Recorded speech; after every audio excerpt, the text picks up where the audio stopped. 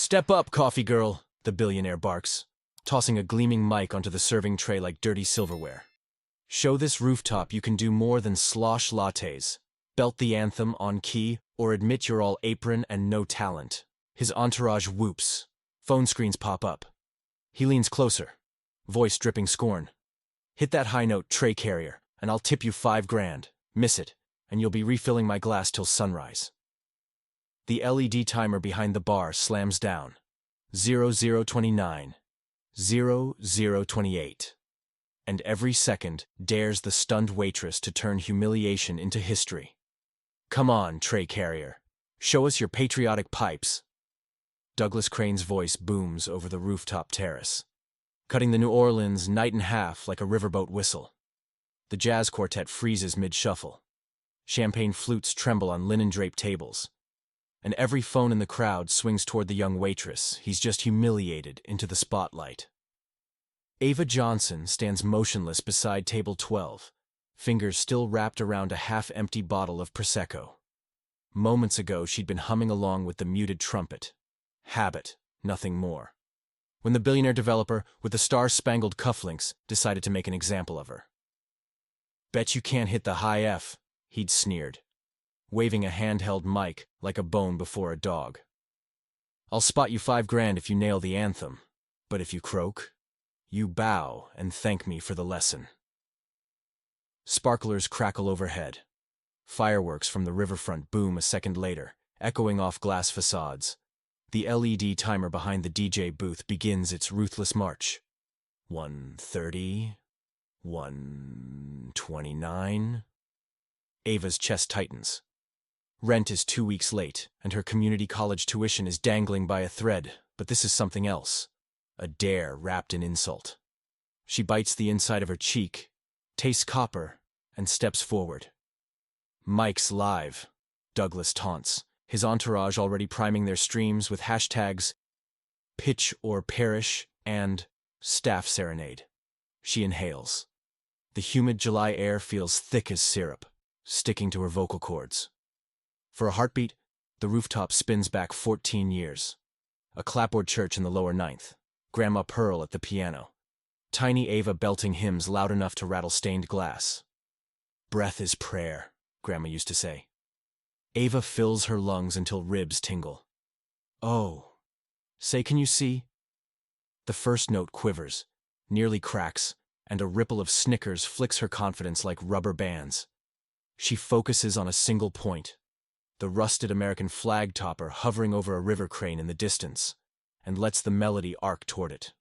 Second line steadies, third unfurls. Someone in the back mutters, "She might make it," half surprised, half disappointed. And the rocket's red glare. Half the rooftop jolts as fireworks burst along the river, red strobe painting faces in hot-blooded light. Ava rides the explosive echo, letting the jazz drummer slide in with a whisper of brushes. The muted trumpet joins, soft but sure. And suddenly her voice is sailing on a rhythm section she never asked for but desperately needs. Up front, Douglas shifts his weight. His grin shrinks every time the melody soars instead of sputters. He raises a fresh glass, trying to toast away the unease. Yet his eyes stay latched to Ava like a gambler watching dice tumble. Ava feels the climb to the notorious high F approaching. Land of the free. Her pulse skips. She remembers losing the citywide scholarship last year when her mother's medical bills swallowed rehearsal time. She remembers overhearing classmates say she'd never last in a conservatory without the look. All of that doubt fizzes through her bloodstream, then drains away as she locks onto Grandma's refrain. Breath is prayer, baby. Pray loud. And the home of the brave. She nails it. Pure, ringing, no crack, no wobble. Holding the F, just long enough for a nearby veteran in dress blues to rise and salute, tears rimming his eyes. Silence follows. Thick and electric, as if even the humid air forgets to buzz. Then the rooftop erupts. Applause, cheers, champagne corks popping like miniature cannons. Phones that once hunted a failure now scramble to capture a miracle. Douglas forces a smile so tight it could slice glass. He reaches for his wallet but fumbles a platinum card onto the floor. A local news cameraman elbows in, microphone first. "Sir, that tip you promised? Still good?" Douglas mutters something about inspiration fees, but the crowd drowns him out, chanting, "Pay up! Pay up!" Ava lowers the mic, hands shaking. Not from fear anymore, but from the tidal wave of adrenaline receding through her limbs. The jazz quartet strikes a triumphant riff behind her. The river fireworks cue another volley, as if cued by fate. A producer from NOLA Morning Live appears, handing her a business card. "Interview at dawn. Don't be late." The veteran steps forward, presses a small silver challenge coin into her palm, whispers, "You reminded me why I served." Ava whispers back, "Thank you." Voice raw but unbroken. She glances at the LED timer now frozen at 0000, then at Douglas Crane, billionaire, developer, self-appointed gatekeeper, standing speechless, cufflinks dull under rooftop floodlights. She pockets the coin, lifts her chin, and walks off to gather the champagne she spilled. But she knows nothing will ever taste the same. Douglas Crane's thudding designer loafers echo down the rooftop stairwell long after he's fled. But the party keeps pulsing like a newly strung guitar. A jazz pianist slips into "When the Saints Go Marching In," and suddenly strangers form a conga line behind a beaming veteran. Ava should be exhausted. Her knees are jelly. But adrenaline ferries her through the chaos. Guests wave her over, slipping business cards between crumpled cocktail napkins. A local councilwoman promises backstage passes to the Essence Festival. A tech recruiter gushes about diversity in sonic brand strategy. Ava forces polite smiles while scooping wayward corks into an ice bucket. She feels half present, half hovering 3 feet above her shoes, like a ghost watching her own after-party. Her phone vibrates. Jamila, her roommate, FaceTimes from their tiny apartment where the Wi-Fi wheezes under the weight of a live stream. "Girl, you're trending on everything, like everything." On Jamila's screen, Ava sees herself in endless reaction videos, thumbnails plastered with captions. Waitress takes billionaire down a peg. A bartender passes Ava a glass of water. Hydrate, superstar. She gulps it, realizing chords in her throat hum as though they're still vibrating. Meanwhile, Douglas's entourage stands in a shaken huddle by the exit. PR aides whisper screaming into Bluetooth earpieces. They're planning triage.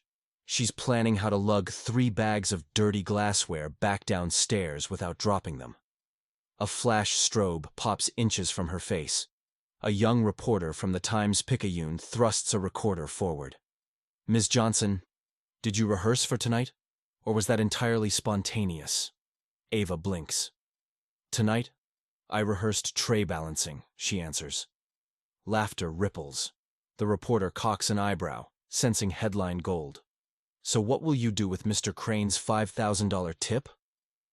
Ava opens her mouth, realizes she's yet to see a cent, then simply shrugs. "Pay tuition.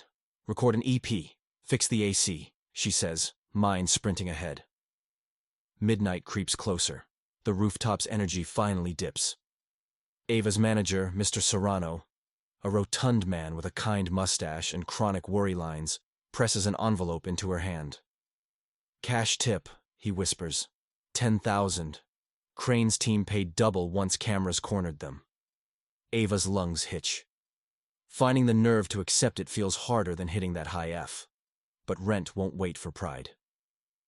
She tucks the envelope beside her phone and heads for the staff elevator before anyone new can intercept her. 2 a.m. New Orleans streets still pulse under carnival-colored bulbs. Ava and Jamila hunch over a cracked coffee table, counting crumpled bills until they're sure no zeros are missing. Jamila squeals, waving the cash like victory confetti. "You just sang your student loan balance into oblivion?" Ava exhales a laugh that almost becomes a sob. She texts Grandma Pearl a voice memo of the Anthem's climax. At 2:13 a.m., Grandma replies with a voice message of a single "Amen" drifting through an off-key upright piano. By sunrise, the clip has crossed 5 million views. Good Morning America requests an exclusive. An email from the National Music Conservatory arrives. Full scholarship. Housing included. She stares until pixels blur. Before she can respond, another email dings. Louisiana Philharmonic needs a mezzo-soprano for their holiday concert. Ava's thumb hovers between reply and delete. Decisions feel like cliffs. She showers, finds her singing voice strangely clear despite 4 hours of sleep, and heads to her day job at Café Del Mar. News vans choke traffic, paparazzi cluster by the door, but they're here for Douglas Crane, not coffee. The billionaire is giving a clarifying statement. He grips a podium emblazoned with his company's logo and claims the incident was a spontaneous talent search meant to empower service workers. A collective eye-roll sweeps social media seconds later. Someone splices his speech beside the raw rooftop taunt. Hashtags Chew Crane Crash and Chi Hush Money High F trend by lunch. Inside the cafe, co-workers greet Ava with a standing ovation that makes latte foam collapse everywhere. Mr. Serrano pulls her aside. HR at corporate wants to feature you in a marketing campaign. She laughs. I'd rather they fix the dishwasher. He laughs too, but his eyes beg. Don't leave. She can't promise. Mid-shift, Jamila texts a screenshot. Crane Development stock down 9%. Seems investors prefer billionaires who don't gamble tip money on humiliation. Ava wipes espresso grounds from her hands and wonders how fast fortunes can pivot. Break time. She slips into the alley, opens the conservatory email again, rereads it. 5-year dream meets one-night reality. She thinks of tuition bills folded like origami cranes in her dresser. Thinks of grandma's rust-patched house, the leaking roof. She presses record. Thank you for the offer. I accept. If there's room to keep gigging local gigs between semesters. She hits send before nerves override courage. A car horn yelps. A black SUV idles, windows tinted. The back door opens. Douglas steps out solo. No entourage. His posture is smaller in daylight. Shoulders caved, cufflinks missing. Ms. Johnson, he calls softly. Ava's pulse hikes. I owe you another apology, he says, approaching with careful steps. My words yesterday were... His voice wobbles on rehearsed contrition. Ava crosses arms. Words designed to humiliate. She finishes for him. He nods, face flushing. I can't erase them. I can do better. He holds out a crisp folder. An agreement donating $50,000 to serve NOLA, the nonprofit music outreach that once gave Ava her first loaner flute. And a permanent grant under your name, he adds. If you sign. Cameras would love this redemption arc, but the alley is empty except a stray cat licking yogurt off concrete. Ava studies the folder. The amount is life-changing for kids who live 2 miles, yet worlds away from this rooftop crow's nest society. She thinks of Grandma counting pennies for hymnals. Finally, she takes the pen, signs, and says, One clause. You sponsor anonymously. He blinks, then nods. Done. She slips the folder into her tote. And Douglas? Maybe next July 4th, you sing. A wry smile flits across her lips. For the first time, he chuckles. Stripped of defenses, oddly human. Back inside, Mr. Serrano high-fives her as a final table pays. Ava gathers her coat. Jamila's waiting with 2 to-go mugs, one labeled Brave in Sharpie. Where to, Anthem Angel? Jamila asks. Ava lifts her phone. New notifications scroll in endless columns. Yeses, maybes, sudden possibilities. She breathes, feeling the resonance still vibrating somewhere under her sternum. First stop, Grandma's porch, she says. Then, let's see how many verses this song really has. 3 weeks later, the French Quarter morning air carries the drone of cicadas and the metallic clatter of news vans jostling for curb space. Ava Johnson stands in her apartment doorway clutching a battered suitcase, a vocal warm-up straw, and a printed itinerary that looks more like a campaign trail than a singer's schedule. Washington, New York, Boston, then back to New Orleans for the Louisiana Philharmonic's holiday rehearsal. Jamila squeezes past a boom mic, pops the trunk of their sputtering sedan, and loads Ava's bag. You're not just leaving town, sis. You're leaving the stratosphere. Ava smiles, but nerves flutter. The National Music Conservatory's fall quarter starts tomorrow. The dean arranged a private dorm room. Yet it feels distant, surreal, expensive in oxygen. They pull onto St. Charles Avenue where banners proclaim Essence Music Rising. Ava's face, mid-Anthem belt, hangs 30 feet high on a billboard opposite a gumbo joint. She winces. Feels like they borrowed my vocal cords without asking. Jamila laughs. Free advertising for your EP. At Louis Armstrong Airport, a volunteer PR escort hands Ava a lanyard. Press all access. Anthem Angel. She thinks. Anthem Angel sounds like a souvenir snow globe, fragile and glittery. She greets TSA staff with a smile anyway, humming intervals under her breath to ground her diaphragm. Flight to D.C. Tuesday, 14:20. A senator from Georgia spots her mid-boarding and asks for a selfie. Passengers applaud when he insists she take his first-class seat. 10 rows back, a woman in a MAGA cap mutters about special treatment. But Ava focuses on vocal exercises, counting ceiling rivets in 4-4-3 breath cycles. In-flight Wi-Fi pings her phone like popcorn. A group of anonymous trolls births a hashtag #Stand and Screech, claiming she auto-tuned the rooftop performance. Within minutes, TruthLayer, now open-sourced and vigilantly monitored, flags the video their claims rely on. Its pitch shifted. The conservatory's tech department posts spectral analysis proving the hoax. By the time wheels touch Reagan National, Zucker Stand and Screech has reversed into Zucker Stand and Debunk. D.C. evening. Veterans Gala Hotel ballroom gilded, ceilings high enough to swallow echoes whole. Ava runs soundcheck with a string quartet. Her rendition of Lift Every Voice and Sing slides through the chandeliers like warm honey. Backstage, the gala organizer hands her a folded script of protocol. Shake hands with Medal of Honor recipients. Maintain eye contact. When the curtain lifts, Ava sees wheelchairs and dress blues, rows of silver-shocked crew cuts glowing beneath amber lights. She opens with a simple a cappella verse, no showboating, and the room stills, as if every heartbeat sinks to her vibrato. A Vietnam vet mouths each word. A young Marine restrains tears until the final chord. At the reception, General Reese, retired, stoic, prosthetic leg, approaches with a cane and a grin.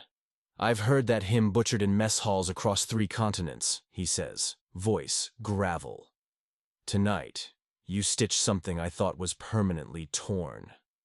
He presses a challenge coin into her palm, heavier than Douglas's bills, etched with Semper Fi.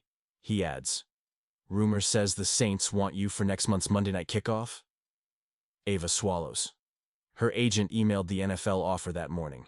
Singing before 75,000 fans on live television feels like balancing on the tip of a lightning rod. She tells the general, "If they'll have me, I'll stand tall." He salutes. "We'll be louder than their fireworks." New York. Conservatory move-in. 2 days later, she drags her suitcase up marble stairs older than any building she's lived in. Her dorm room smells of fresh varnish and quiet money. A grand piano gleams under skylight. Ava gingerly plays a gospel chord. Acoustics bloom like sunrise. Orientation features champagne flutes, but her stomach flips when a professor whispers to another, "Admissions falling for viral hype again?" She straightens shoulders. Same posture Grandma coached, hands them her rehearsal schedule and a binder of church solos. Eyes widen. Comments cease. Talent speaks louder than skepticism. She Skypes. Grandma after midnight, perched on the windowsill overlooking Broadway's glow. "Do they treat you right, baby?" Grandma asks, headscarf wrapped tight. Ava recounts the coin, the challenge, the NFL offer. Grandma nods slow. "Fame is a strong spice. Sprinkle. Don't pour." Boston, holiday concert rehearsal. Slip and slide. December sidewalks, breath fogging in gusts. Ava meets the Philharmonic's conductor, Ms. Dupré, stern and wiry. Rehearsal begins. Brass section miscounts. Ava modulates on instinct. Dupre wraps her baton, but later pulls Ava aside. That pivot saved the piece. Your ear's a compass. Trust it. Boats of fear lift just a little. News breaks midday. Douglas Crane funnels an extra $1 million into Serve NOLA under an anonymous foundation. Bloggers uncover the link. Praise unlikely allyship. Ava texts him, appreciated. His reply, keep singing. Trying to learn how to listen. Superdome game day. January air thick with barbecue smoke and adrenaline. Stadium crew ushers Ava through tunnels humming like a beehive. She stands on the 50-yard line, monitors crackling the last notes of a pop intro. Crowd, roar, swells. Cameras tilt, and red, white, blue spotlights cross just below the rafters. She hums a quick lip trill, taps the Semper Fi coin in her pocket for luck, and lifts the mic. When the anthem's climax arrives, she reins it in. Pure, no melismatic fireworks, just that high F ringing sure. 75,000 people thunder as jets roar overhead. Players dab eyes behind helmets. Back in the tunnel, her phone buzzes. Grandma live streaming on a neighbor's iPad shouting, "That's my baby!" Jamila screams in the background. The image shakes so wildly Ava can't see faces, but she can feel the love through static. Return home. Serve NOLA showcase. Spring crawls in on Jasmine Air. Ava steps onto a makeshift stage outside the food pantry where she once shelved cans. Kids from the nonprofit's new choir cluster behind her wearing t-shirts featuring a stylized high F note. They perform a mashup, gospel call and response weaving into the star-spangled banner. Ava takes the harmony line, the kids belt melody. Community elders sway, tears glint. Douglas stands quietly at the edge, baseball cap low, passing out bottled water. No cameras, as promised. When the last chord fades, he slips away, but not before Ava catches his nod. Small, genuine. She thanks the crowd, then adds a final thought. A voice is freedom's oldest instrument. Don't let anyone rent it by the minute. She invites the audience to share times their voices were muted and how they broke through. Phones lift, not to record her, but to record themselves, telling stories. Later that night in Grandma's living room, Ava reviews scholarship proposals for Serve NOLA's next season, Semper Fi coin warm in her grasp. Her phone buzzes with a text from the conservatory dean. Faculty wants you to teach a workshop called Louder Than Stigma. Interested? She types yes without hesitation. Jamila flops onto the couch, scrolling commentary. Look, some troll tried a new hashtag. #, just a singer #. Ava laughs, resting her head on Jamila's shoulder. Wrong on 2 counts, she whispers, eyes closing. I'm never just, and I'm not done singing. A cold March rain drums against the tall windows of New York's National Music Conservatory as Ava Johnson paces the narrow practice booth, anxiety rattling in her ribcage like loose change. The mid-semester juries, those hush-hush panels that decide scholarships, solo slots, and reputations, begin in 40 minutes. Outside, hallways swarm with violin prodigies rehearsing Paganini at warp speed. A soprano down the corridor scales to a high C, so piercing the fluorescent lights seem to flicker. Ava closes her eyes, presses a hand to her sternum, and breathes Grandma Pearl's mantra. Breath is prayer. Yet, her lungs stall. Since the Superdome anthem, bookings have multiplied like Mardi Gras beads. Night flights, hotel pillows, red carpet interviews, all glamour camouflaging fatigue. Exhaustion is a sneaky thief. It steals resonance first. Yesterday, in rehearsal, a passaggio note rasped. The conductor's raised eyebrow still haunts her. Her phone vibrates. Jamila texting a selfie in front of a Serve NOLA banner. Kids ready for your Zoom after juries. Go slay, Anthem Angel. Ava almost smiles. Then a second ping. An email from the record label that's been courting her. Subject line, final contract, urgent. She flicks it away. One mountain at a time. 10:02 a.m. Jury room. Mahogany paneling. 3 professors behind a horseshoe desk, clipboards poised. Professor Calder, the one who scoffed at viral hype, sits center. "Ms. Johnson," he intones. "Your piece?" She nods, hands trembling around the sheet music for Barbers, "Sure on this shining night." Accompanist cues a soft chord. Ava sets phrase after phrase onto the air. Warm, round, earnest. At line 3, a tiny crack fissures the vowel. Calder's pen scribbles. Panic flares. Adrenaline surges. She softens, leans into breath support, glides to the final cadence like a note held at sunset. Golden, fragile, whole. Silence. Calder clears his throat. "Competent," he says, though the upper middle register shows fatigue. "Oversinging?" He doesn't wait for a reply, just checks a box. Professor Diaz, voice coach extraordinaire, meets Ava's gaze. "Technique solid. I hear stress, rest, hydration, gentle sirens." She offers the faintest wink. Calder catches it, scowls. "Industry distractions already?" he mutters. Ava thanks them, exits, and only then notices her hands shaking so hard the score flutters to the floor. She kneels to collect pages when a lean, gray-haired man crouches beside her. "I know that tremor," he says with a warm Louisiana lilt. Badge reads, "Dr. Lionel Dupree, visiting choral clinician." "Stage fright?" "Stage exhaustion," she answers. He nods. "Meet me 3 p.m., room 217. I have a breathing exercise you won't find on TikTok." He smiles, vanishes into the jury room. 3:05 p.m., room 217. Dr. Dupree dims the lights, pulls out an African djembe. "This drum matches a heart at rest," he explains. "Sing with it, not over it."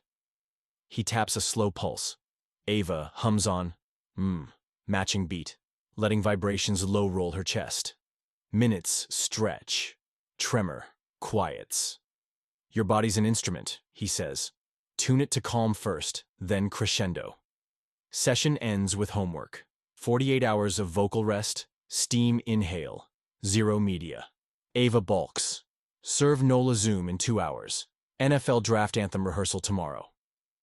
Dupree raises a brow. "What good is a famous voice if you fracture it?" She hears Grandma. "Spice, don't pour." Ava texts Jamila to run the Zoom. Prints cue cards that say, "Voice rest, type, questions." Wednesday. Record label meeting. Rain again, Midtown glass towers blurred in cab windows. Ava sits opposite 3 executives brandishing glossy mock-ups of an album titled Star-Spangled Soul, her mid-anthem pose splashed across fireworks. 12 patriotic classics meets gospel riffs. "Viral gold," says the A&R rep. Advance. $500,000. But exclusivity clause gags independent charity performances.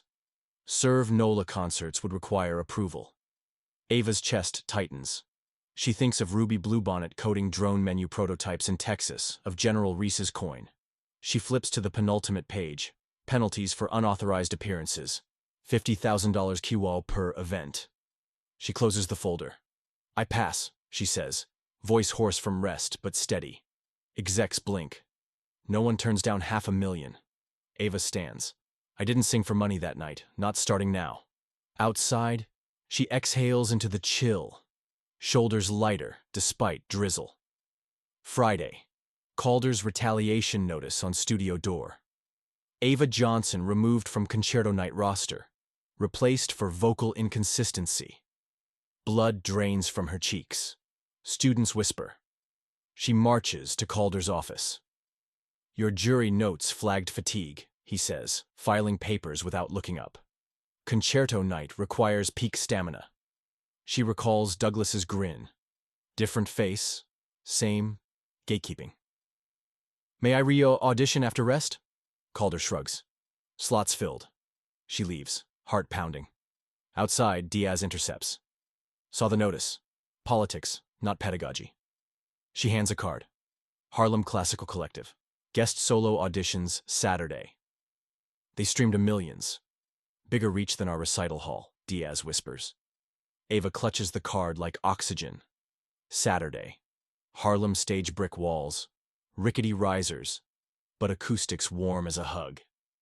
Ava hums Dupree's drum pulse, feeling resonance ping bones. Panel nods. She begins. An a cappella arrangement of "Sometimes I Feel Like a Motherless Child," sliding into a minor key snippet of the anthem. Audience of 20 grows to 2,000 online within minutes. Chat explodes. Chills. Who needs big halls? After, the collective's director offers her the Juneteenth concert solo, live on PBS. Ava accepts, eyes stinging. Conservatory Monday email blast, Harlem clip trending #1. Dean summons Calder and Ava. Calder sputters about poaching students. Dean counters with analytics. 1.8 million views, donor inquiries tripled. Calder's warnings dissolve. Ava's scholarship upgraded to full ride plus stipend. Dean apologizes for internal miscommunications. Calder's mouth thins, but he signs the form. Serve NOLA expansion. Spring break. Ava flies home. Douglas's anonymous fund renovated the community center's music wing. Soundproof rooms, fresh pianos. Kids swarm, showing her TikTok remixes of her Harlem clip. Ava leads a workshop on breath, using Dupree's djembe app she built with Ruby. That night, Grandma's porch hosts a crawfish boil. Dr. Dupree appears, invited by Jamila. He gifts Ava a small travel drum, etched with "Sure" on this shining night. They jam old hymns while fireflies blink like tiny footlights. Grandma claps offbeat, laughing loud. Juneteenth, Washington Park. Harlem rain threatens, but thousands gather. Ava steps to the mic. Semper Fi coin in pocket. Travel drum at her feet. Band cues gentle strings. She taps the drum, heart steady.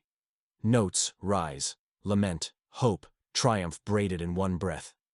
At the anthem refrain, the crowd joins. Voices, a sea.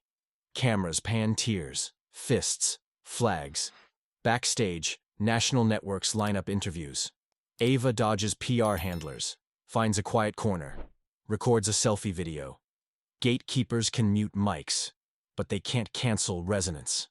If someone silenced your song, tell us below. Let's sing back. She posts. Comments flood. Phone buzzes. Calder, 7 words. Your performance inspired our freshmen. Thank you. She exhales, taps, save. Forgiveness, another octave in her range. Late night, hotel terrace, city sparkling. Jamila video calls from New Orleans. Serve NOLA choir finished coding their first AR setlist overlay. Grandma appears in frame, tears bright. Breath is prayer, baby, she says. Ava lifts the drum. And prayer's an open source protocol, she replies. She gazes over Harlem's rooftops. Somewhere balloons pop. Somewhere a kid hums in secret. Puzzles everywhere, waiting for breath.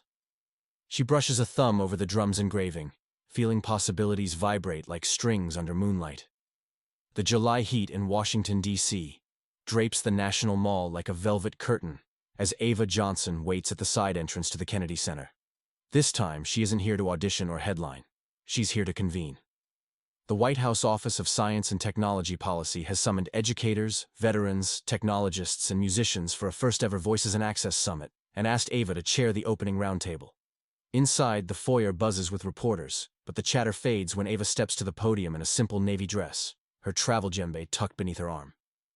She taps a steady heartbeat on the drum, Dupree's lesson, to hush the room, then begins without a mic. An anthem is not a song you memorize. It's a promise you practice. Today, we practice making every community audible. The line trends before the first panel even sits. 1 p.m. Policy, in plain. Song over the next 4 hours, Ava navigates acronyms and budget lines like sheet music, translating jargon into rhythms attendees can follow. School broadband. She pushes for a music-first bandwidth grant, arguing that live stream rehearsals keep students online even after final bells. Veterans outreach. General Reese unveils a pilot where Serve NOLA's AR menus guide disabled vets through pantry kiosks. Accessibility. R&D. Ruby Bluebonnet, patched in from Texas, demos her haptic pattern update live. Applause bursts when the deaf advocacy rep feels the anthem's contour through a phone case. Before adjournment, The OSTP deputy signs a white paper pledge. $15 million for community arts tech over 3 years, with light layer pre-installed. Ava feels the weight of the pen she's just wielded. Heavier than stage fright. Heavier even than Douglas Crane's envelope. She pockets the Semper Fi coin and promises herself to guard that gravity. Late night. A call from home. In her hotel room, shoes kicked off, Ava watches the city lights refract in the Potomac. Her phone buzzes. Grandma Pearl's number. "Baby, the roof's leaking again," Grandma teases. "Think your policy friends cover tin shingles?" Ava laughs. "I'll fix it in person next week. I'm overdue for gumbo." Grandma's tone softens. "I caught the summit stream. You looked taller." "Camera angles," Ava jokes, but the compliment lands deep. Ava kneels beside Ruby Bluebonnet, now 15, who is prying a motherboard from the busted AR kiosk. "Data's fine. We can rebuild," Ruby assures, wiping tears with her sleeve. Ava's chest tightens. She promised these kids a safe harbor, and nature answered with a test in wind and water. She sets the Grammy on a milk crate, gold catching gray light. "This trophy is pretty," she says, "but a roof is prettier." She snaps a photo of the shattered wing next to the Grammy and posts it. "Awards can wait. Music can't. Help us rebuild. More than one Anthem fund."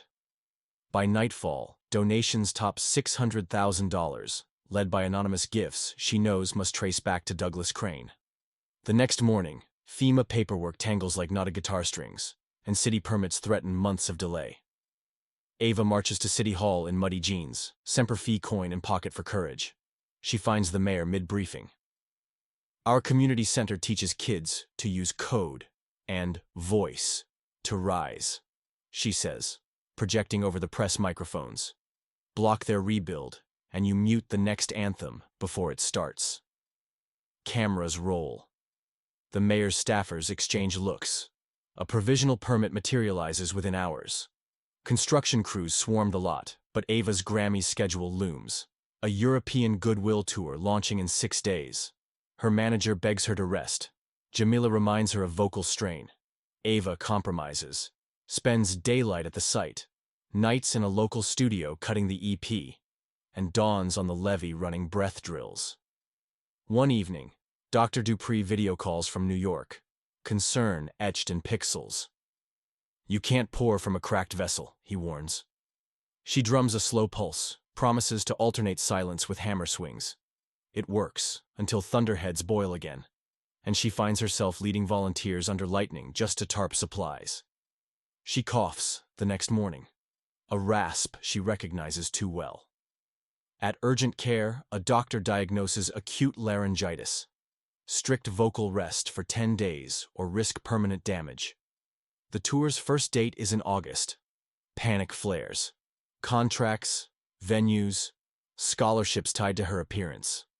She scribbles frantic texts to her agent, but before she can send them, a hospital television plays her rooftop anthem clip. Someone has edited footage of the tornado aftermath beside it. Caption: "Voice of Hope returns home." Ava exhales. "If my instrument won't obey, maybe the music has to render another way," she writes on a notepad. She calls Kira Neal, composer of more than one anthem, and pitches a radical idea. Turn the European tour into a choir caravan. Local singers in each city will lead the vocals while Ava conducts silently. Neal loves it. Promoters grumble, but stadiums sell out faster when they hear the concept. Word spreads. In Paris, a Syrian refugee children's choir will open. In Berlin, an Afro-German gospel ensemble. In Madrid, a street musician brass band. The press dubs it the Resonance Tour, a stage where the headline act never sings a note. Ava boards the flight armed with whiteboards, flashcards, and a doctor's note. On the tarmac, she receives a text from Douglas. "Our crew's finished framing the new wing. Get them singing. Roof comes next." She smiles, thumbs back a gratitude emoji. Paris's Accor Arena thrums like a heart when Ava steps on stage, silent. She taps Dupree's drum. Bum bum, bum bum. The Syrian children answer with a humming drone. The house band eases in. The crowd grows still. Ava draws the downbeat. The kids soar into Arabic melisma woven with the anthem's opening interval, a fragile thread tying past wounds to present hope.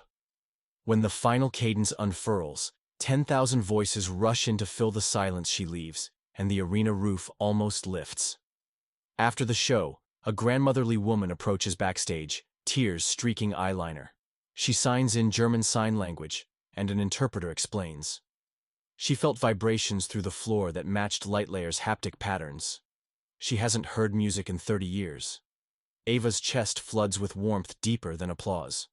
Berlin repeats the miracle, then Madrid, then Lisbon.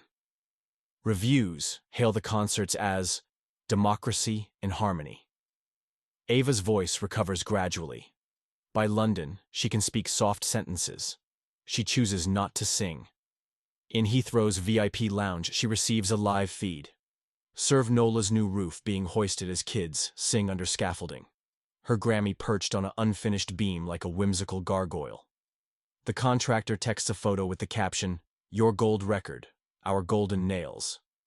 Back in New Orleans, the grand reopening coincides with the season's last hurricane watch. Clouds bruise the sky but hold. Ava stands in the ribbon-cutting line beside Grandma, Douglas, Ruby, General Reese, and Mayor. She addresses the crowd through a handheld mic, voice finely healed but restrained. Tonight, storms gather offshore. Tomorrow, another anthem will need singing. Remember, that melody might come from anyone, as long as we leave the stage lights on. She backs away, invites the Serve Nola choir to lead. They launch into a mashup of Zydeco accordion, trap beat, and gospel harmonies. Douglas, in volunteer jeans, claps offbeat. Grandma beams like the moon. Later, while kids explore the coding lab, Ava slips outside. Wind sniffs jasmine. Warnings lift. Her phone buzzes. OSTP deputy again. Congress wants her testimony on broadband equity. Another beep. Harlem Collective's director. Grammy committee added more than one anthem to the Library of Congress. Another. Calder, surprisingly. Our freshman choir begs you to guest conduct next semester. I hope you'll consider. She types gladly. Jamila emerges, leaning on the porch rail. You realize you're booked solid till next Mardi Gras? Ava laughs. Then we'd better write an agenda. She pops open her notebook. Bullet lists. Finish Lightlayer 2.0. Secure rural Wi-Fi grant. Publish Breathing with Code curriculum. Schedule vocal rest. Jamila peeks. Don't forget Gumbo Nights. Ava adds it, underlined twice. As the kids file out, each receives an etched cube. Grant's crates finally empty. Ava watches them twist colors beneath floodlights. Puzzle faces, reflecting hope. She turns her own keychain cube, pink from wear, aligns one last layer, feeling the familiar click. Beyond the levee, thunder rumbles, but it sounds more like drums now, calling the next verse. Thunderheads ring the horizon like distant timpani as Ava Johnson stands atop the newly finished Serve Nola roof. Morning breeze teasing the tarps her crew has yet to fold away. Below, the quiet Ninth Ward street still glistens from last night's shower, and the scent of damp magnolia rides the air. She rests her palms on the warm timber ridge beam, feeling the heartbeat of hammers long gone quiet, and breathes in that old, steady rhythm Dr. Dupree taught her. Drum pulse, breath, calm. Inside, kids chase one another through hallways that only weeks ago were piles of splintered joists. The coding lab hums with Hummingbird Max, and the music wing resonates as a student strums a steel string and another experiments with a Synthwave synth patch. Every now and then a stray voice belts a bar from more than one anthem, half on pitch, fully alive. Workers still touch up paint in the far hallway, but it already feels like the building is singing to itself. Ava's phone buzzes with a Monday morning avalanche. The Senate Broadband Equity hearing wants her testimony slides by noon. A London promoter confirms the Resonance Tour documentary premiere. A small Louisiana parish asks if Light Layer can integrate Cajun French. She scrolls past the demands, pausing on a single message from Grandma Pearl. Good roofs leak sunlight, leave space for blessing. A smile surfaces. Grandma's metaphors always carry more hardware than the finest Grant language. Shoes crunch gravel behind her. Douglas Crane appears, cap tugged low, carrying a cardboard tray of café au lait and beignets. "Peace offering," he says in a soft drawl, holding the box like contraband. Ava arches a brow but accepts. Powdered sugar drifts over the beam, catching in morning rays like pixie dust. Douglas sips his coffee, eyes skimming the skyline. "Hard to believe I once thought tearing you down would lift me up." His voice carries no PR sheen, just braided regret. "You built something I could only buy, then almost destroyed. A place where talent blooms by default." He nods toward the choir room windows, where sunlight silhouettes a conductor's baton, rubies, tracing new rhythms over giggling singers. Ava studies him a long moment. "Some puzzles solve us while we think we're solving them," she says. "Keep turning." He tilts his cup in acknowledgement and retreats, leaving a last beignet for her on the beam's edge. She breaks off a corner, tastes sugar and fried dough, and thinks how sweetness often hides in the simplest, most fragile layers. Then she heads down the ladder into the smell of fresh paint and possibility. Midday finds her in the coding lab. Live stream camera perched atop a monitor as 37 community centers across the country tune in for the inaugural Breath and Bite workshop. She types instructions on a silent keyboard, voice still rationed by doctor's order. And the children follow, matching keystrokes to metronome beats, learning to code REST endpoints while practicing breath support. In each little video window, headphones jitter, shoulders relax, and code compiles without syntax screams. When final tests pass, her text scrolls across the screen. "A solved bug is a song that sings back." Dozens of thumbs-up icons flood the chat. After the workshop, she steals 10 vocal minutes, doctor's allowance, to rehearse the new coda Kira Neal sent. The chord progression hangs unresolved like a question still waiting for dawn. And Ava lets it suspend, comfortable now with spaces that refuse quick resolutions. Outside, a yellow school bus clanks to a stop. The Serve Nola choir tumbles out with fold-out chairs and tablets, ready to beta test Light Layer 2.0 at the senior center. Before they leave, Ruby hands Ava a phone preloaded with the haptic Anthem adaptation. "Test this on the rest of the world," she says, eyes bright. "If you can feel it on a subway platform, we're golden." Ava pockets the phone, then walks the choir to the curb, handing each child an etched cube. Grant's crates replenished by a fresh order, words like curiosity and persistence glinting under lacquer. She watches the bus pull away until the last window square disappears. Evening drapes violet across the river when Jamila pulls up, trunk stacked with groceries and a small potted magnolia sapling. "For the courtyard," she says, setting it in place. Ava kneels, pressing soil around tender roots, recalling Grandma's porch wisdom about roofs that leak sunlight. Maybe, she muses, music does the same. Slips incandescent through nail holes, illuminating places hammers can't reach. Her phone buzzes once more. Harlem Classical Collective requesting permission to project more than one Anthem lyrics in ASL at their Juneteenth encore. She texts yes in all caps, then pauses, adding a note. Make space for a blank verse. Audience can sign their own lines. She sends, feeling that tiny decision widen the song's borders yet again. Moonrise finds her alone in the courtyard, grass wet beneath bare feet, travel djembe balanced on her thigh. She taps a soft heartbeat, dum-dum, dum-dum, letting night insects weave counter-rhythms. The air hums with distant freight trains, generator drones, a saxophone from a block away. She hears Grandma's piano, maybe memory, maybe wind, and adds a higher hand slap to the drum, bridging rhythm and melody like code bridging front and back ends. She closes her eyes, envisioning the world as a vast, unsolved cube, each rotation revealing hidden faces. A rural classroom without broadband, a veteran tracing haptic pulses, a refugee choir harmonizing in a borrowed language, a billionaire learning how to listen. Every twist risks misalignment, yet each alignment promises another color brought to light. Opening her eyes, she speaks, not a performance, but a promise. Voice gentle yet resonant. If anyone ever told you your song was too quiet, sing anyway. Fill the silence so completely that the echoes teach doubters how to listen. And if you've ever fought to be heard, drop your story in the comments and tag a friend still searching for their breath.